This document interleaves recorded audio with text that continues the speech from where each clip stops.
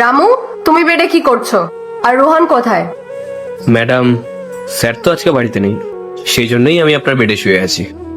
Sir 1 সপ্তাহের জন্য বাইরে গেছে।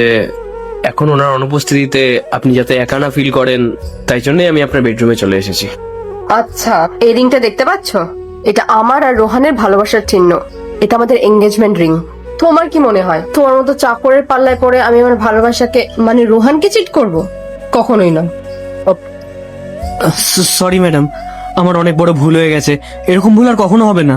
তোমার শেষ ভুল ভেবে এটাকে আমি ক্ষমা করে দিচ্ছি।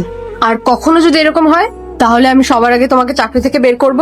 আর না হলে তুমি এখন যে কাণ্ডটা ঘটালে সেটা রোহানকে গিয়ে বলে দেবো। বুঝেছ? ঠিক আছে ম্যাডাম।